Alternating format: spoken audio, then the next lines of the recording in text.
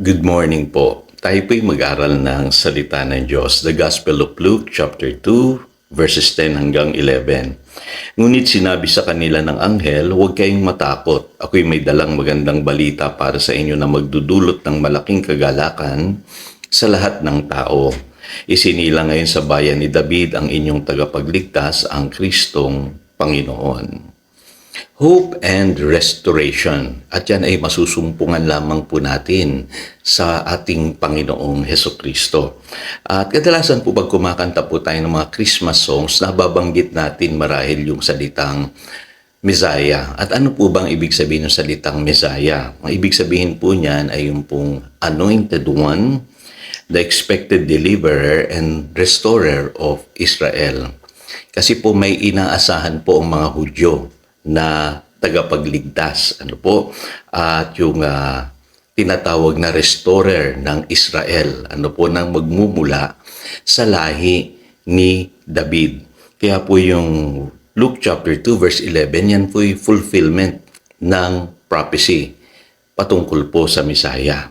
Ngayon, alam niyo po, mahalaga na maintindihan natin na ang ating pong Panginoong Hesus, siya po yung Mesiyas na matagal nang inaasahan ng mga Hudyo na darating. Ngunit hindi nila nakilala na siya pala yung Mesiyas.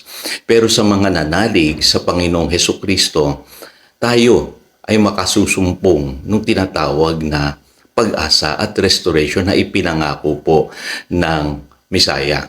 Nagkamali po kasi ang mga Hudyo, akala nila ang darating ay isang political leader, na mag-aalis sa kanila pong paghihirap ng panahon ng mga Romano. Pero hindi nila alam na ang Mesiyas pala ay tutugon sa espiritual na pangangailangan ng tao, pagliligtas sa kanila sa kasalanan at sa epekto nito sa kanilang buhay. Sa panahon natin ngayon, ganun pa rin po dapat ang pang-unawa natin sa salitang Messiah. Asahan natin na ang ating Panginoong Hesus ay naparito upang baguhin po yung ating buhay. Kaya naniniwala po ako ngayon, marami pa ring nababagong buhay dahil nakilala nila yung totoong Messiah, ang tunay na nagbibigay ng pag-asa at restoration sa buhay na ito. Minsan po ako may problema at napatingin po ako doon sa aming poster sa church, na nakalagay sa EDSA.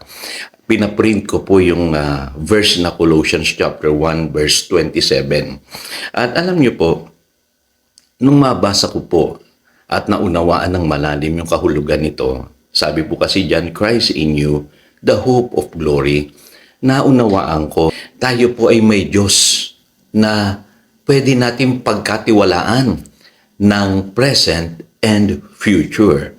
At alam niyo po ba ang good news? Kaya tinawag pong Emmanuel ang ating Panginoong Hesus na binabanggit po sa Matthew chapter 1 verse 23, kasi sasamahan niya tayo.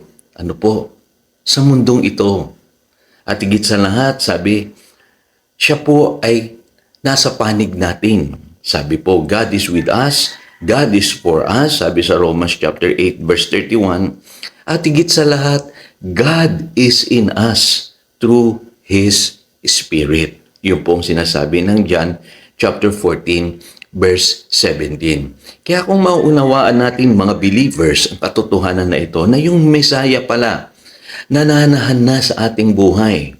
Christ in you, your hope of glory, hindi ka mauubusan ng pag-asa at mararanasan mo rin yung totoong restoration sa iyong buhay.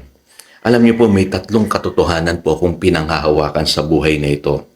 Unang-una po, kahit po napakadilim ng iyong buhay ngayon, magliliwanag yan kung darating ang Mesiyas.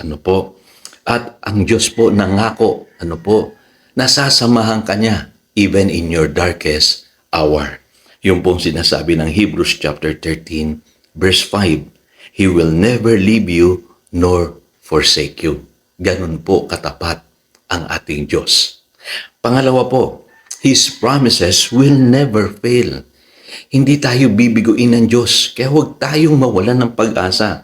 Sabi sa Joshua chapter 23, verse 15, not one of all the good promises the Lord your God gave you has failed. So ibig sabihin, ang Diyos po pala tapat sa kanyang pangako at lahat ng kanyang ipinangako, tinutupad po niya. Kaya po sabi sa 2 Corinthians chapter 1, verse 20, ang ating Panginoong Hesus, siya po yung ating yes and amen. Lahat po ng pangako ng Diyos pwede nating asahan. Pangatlong katotohanan po na pinanghahawakan ko sa buhay nito ay yung alam natin na ang plano ng Diyos ay the best para sa atin. Upang bigyan tayo ng pag-asa, bigyan tayo ng magandang kinabukasan. Yan po yung sinasaad ng Jeremiah 29 verse 11 at 1 Corinthians chapter 2 verse 9. Kaya alam niyo po, maganda. Every year as we celebrate Christmas, taglayin natin yung pag-asa sa ating mga puso. Christ in you, your hope of glory. Again, ito si Pastor Jojo nagpapaalala upang daluyan tayo ng pagpapala, manatili tayo sa kanyang salita. Good morning.